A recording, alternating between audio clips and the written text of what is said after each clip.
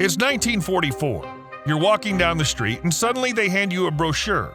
It reads, "Will you starve that they be better fed?" and shows a picture of sad-looking children sitting with empty plates. You have a choice. Subject yourself to suffering and starve, but help others, or throw the brochure away. What will you choose? Today, you'll learn how they tried to bring dead people back to life in the past, how one surgical procedure killed 3 people at once, why people made a deadly disease trendy, and how a popular medication led to a man's jaw literally falling off. In 1944, 26-year-old Marshall Sutton was a young idealist who wanted to make the world a better place. He refused to fight in the war because of his religious beliefs, but he still wanted to help his country. This opportunity came unexpectedly in the form of a small brochure that read, "Will you starve that they be better fed?" It was an invitation to participate in a medical experiment conducted by the University of Minnesota. Marshall later said that he wanted to identify with the suffering of the world at that time to put himself in a little danger. At the time, people were starving all over Europe and the Soviet Union, and the U.S. military wanted to figure out how to fix it. But first, they needed to find healthy people who were willing to starve.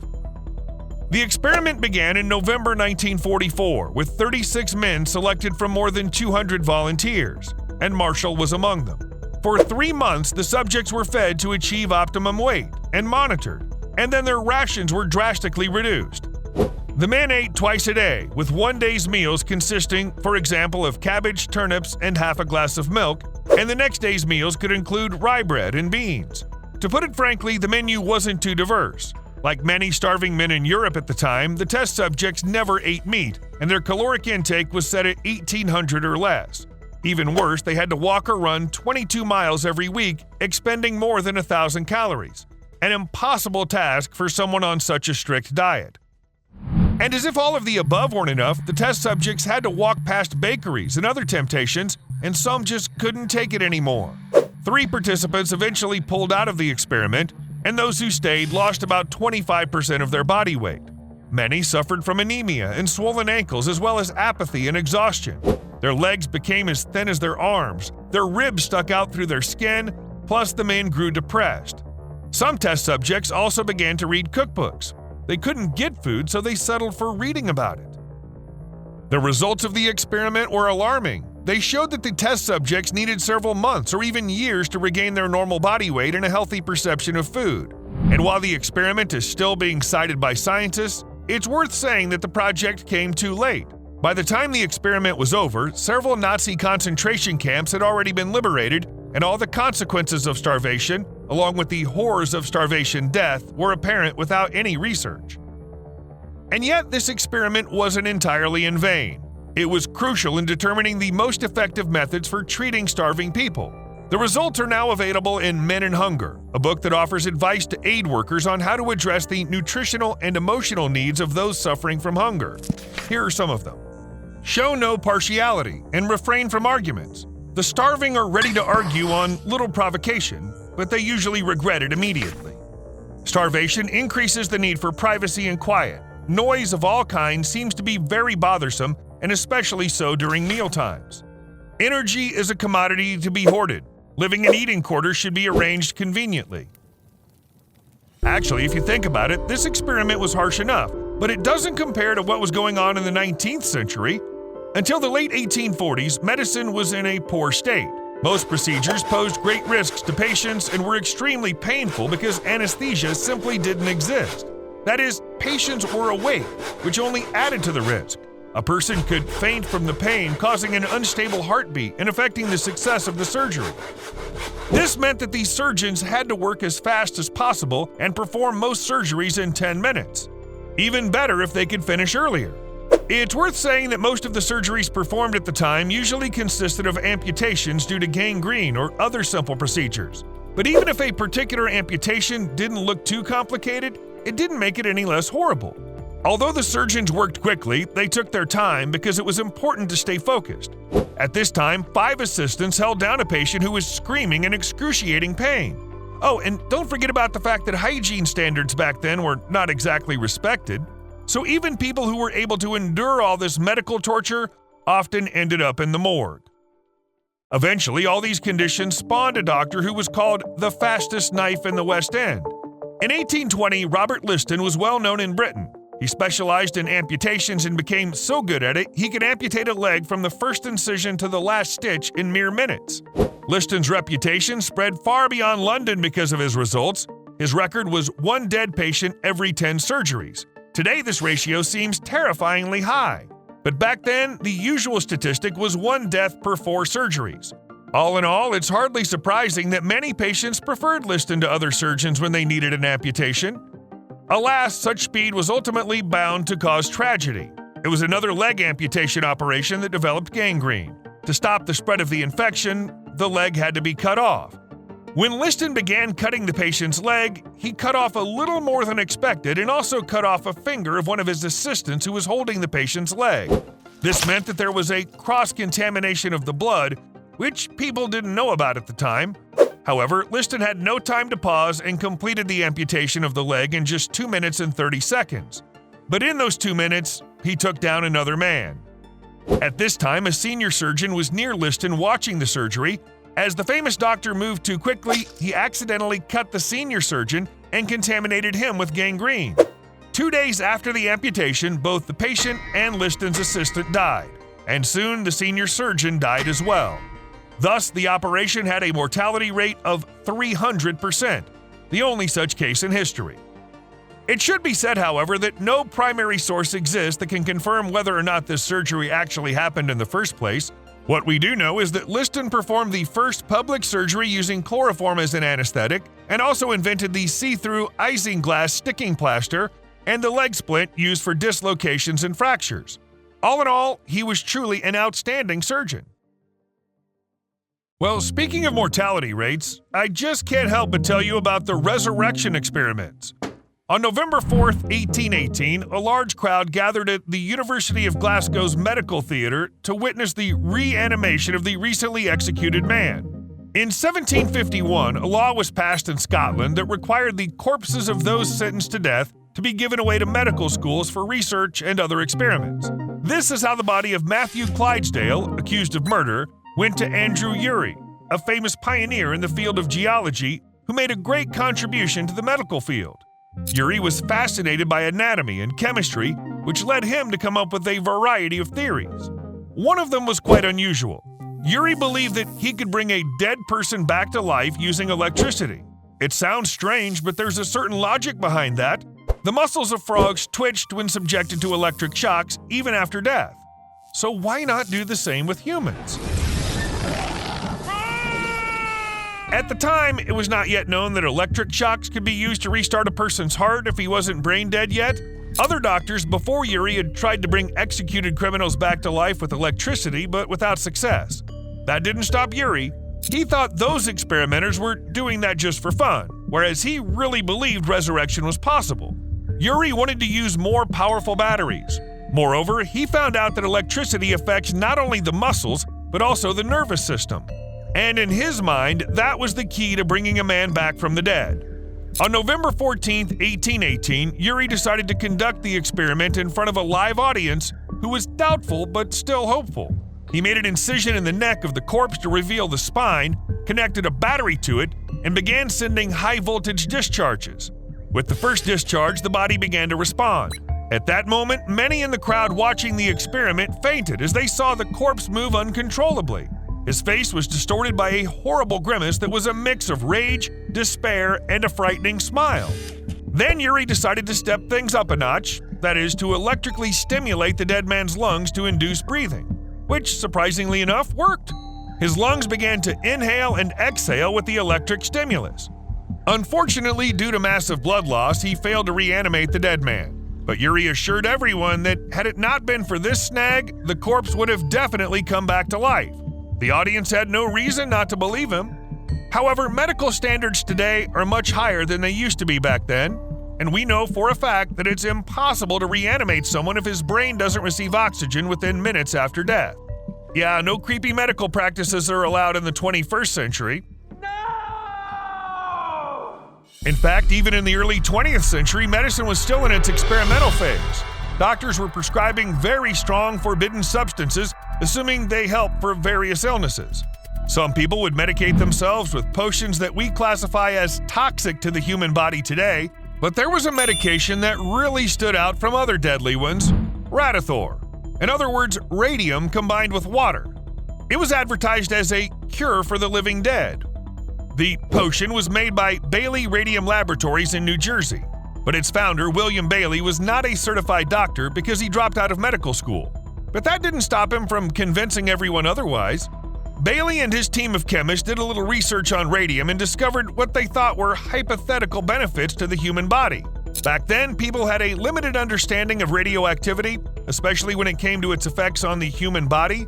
It was known that in large doses it could kill humans, but Bailey's team suggested that small doses of radium distilled with water could potentially be beneficial. Rattathor went on sale across the United States in 1918 with vague descriptions. It supposedly enhanced the vital processes of the body. Despite the lack of details, people still wanted the product, and doctors began prescribing it to their patients because of its alleged effectiveness. This was most likely due to the placebo effect. People indeed felt better after just a few doses. One of those who started taking the potion was Eben Byers. He once fell from a sleeping berth on a train and injured his arm. Other sources say that it happened while he was playing sports. Anyway, his doctor advised him to take Rattathor to alleviate the constant pain and to heal quickly. Byers was to take only a small spoonful a day. After a while, however, the placebo effect kicked in. Byers started feeling so good that he began taking an entire bottle of it daily, and within a few weeks he increased his intake to 2 bottles, eventually reaching up to 3 bottles a day within a year. Unfortunately, Byers had no idea what toll this would take on his body. In 1931, after 4 years of extensive use of Rattathor, he noticed something was wrong when his jaw literally fell off due to radiation damage. I'm not kidding or exaggerating. It actually fell off. The tissues and bones were simply disintegrating from the inside due to the radiation exposure. And yet, Byers didn't feel much pain because the nerves were also damaged. The doctors tried to remove all the putrefying tissue from his face and surgically build him a new jaw so he wouldn't look so disfigured, but that didn't help his radiation-poisoned body, and Byers soon died. Upon learning of his death, authorities shut down Bailey's company. And when Byers' body was exhumed for study in 1965, scientists discovered that his remains stayed highly radioactive even 33 years after his death. What about beauty products containing radium? The curative properties of thorium and radium lead to the regularization of superficial circulation of the blood, the toning up and strengthening of the tissues of the skin, the elimination of fat, and the removal of wrinkles. A perfect scientific method of keeping the skin of the face and neck in order. That's the description you could read in a fashion magazine just 90 years ago. Thoradia was founded in the 1930s by Alexis Masali to create a line of cosmetics that contained thorium and radium. Products included soaps, dental care products, day and night creams, and various beauty products such as lipstick. In their promotional materials, they visually referenced the naturally luminous properties of radium, so their poster featured a jar illuminating the model's face. And needless to say, it was marked as something so beneficial that it was almost magical. Many scientists feared that people increasingly living and working in urban environments were not getting enough sunlight, and here we have radium, the liquid sunshine. So naturally, such beauty products were popular. Thoradia also claimed that their products were made based on Dr. Alfred Curie's formula. Although historians initially thought Dr. Curie was a fictional marketing ploy, it was later proved he actually existed. Although Alfred Curie was a real man and doctor, he didn't research radiation and didn't work with chemistry at all. His last name was only used to mislead buyers. They thought that the famous scientist Marie Curie, who in fact discovered radium, endorsed these beauty products. Today, a desire to use radiation everywhere you can possibly imagine might sound crazy, but back then the potential risks were not yet known, so the newly discovered and relatively unexplored elements became widely sought after.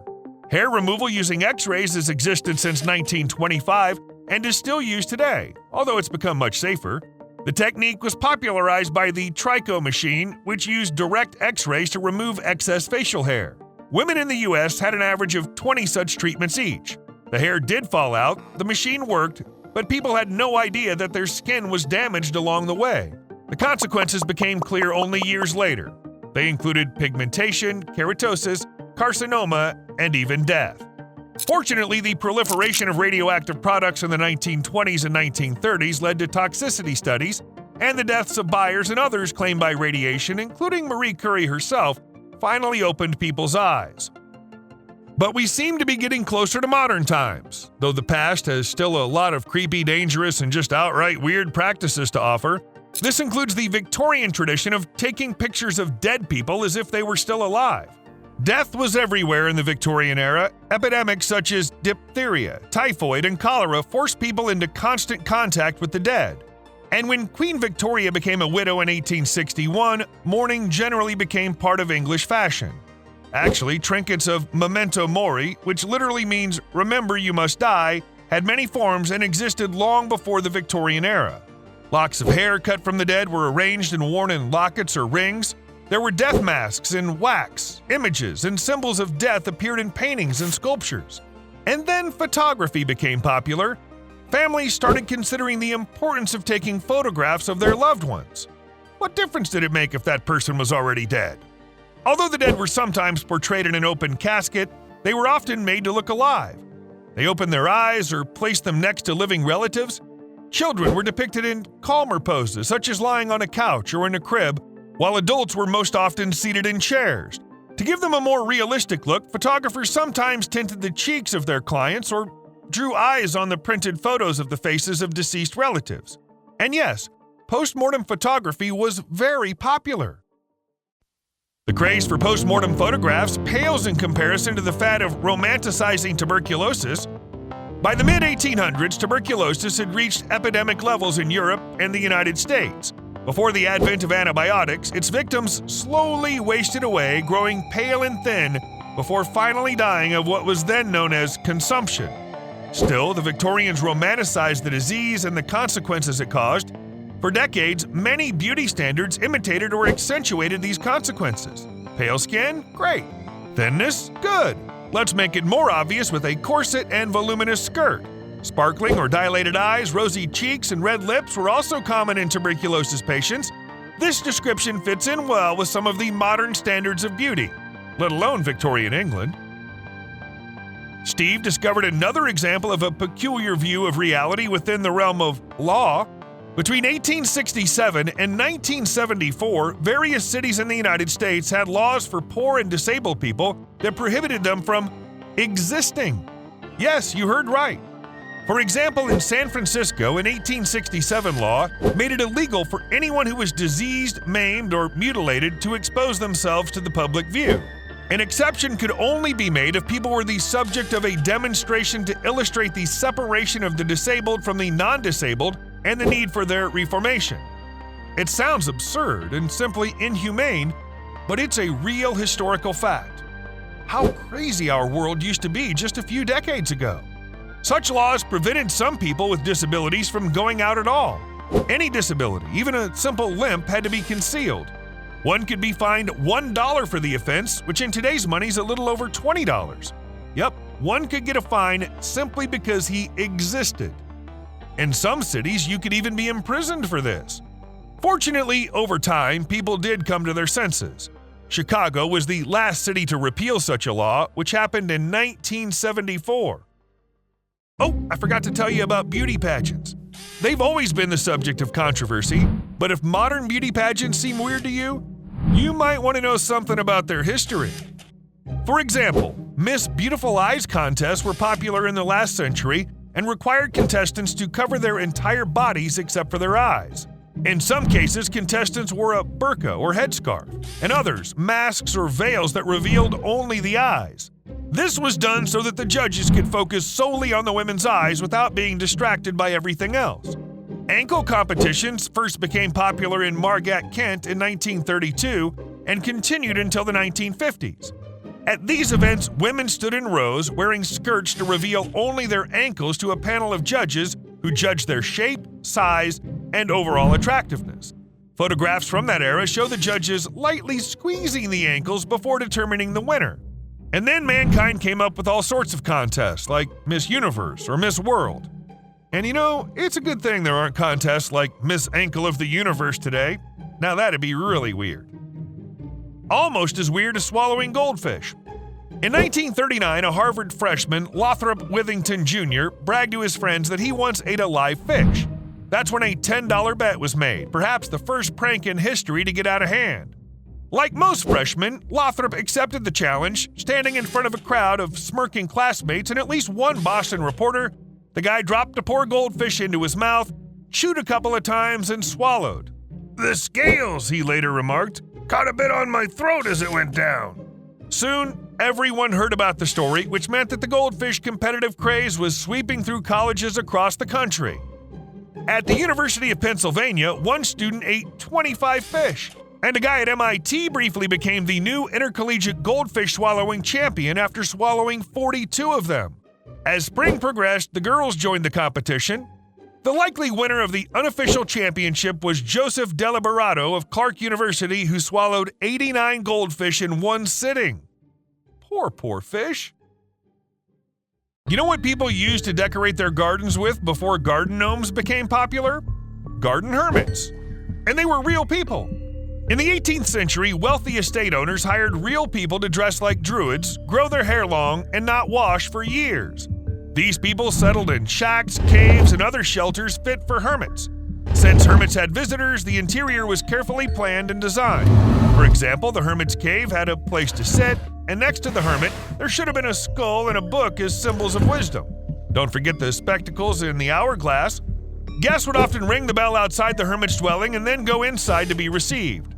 Garden hermits were also often given a conical hat to wear, which in those days was considered a dunce's hat, but was actually a decorative element that might have given rise to the popularity of garden gnomes today.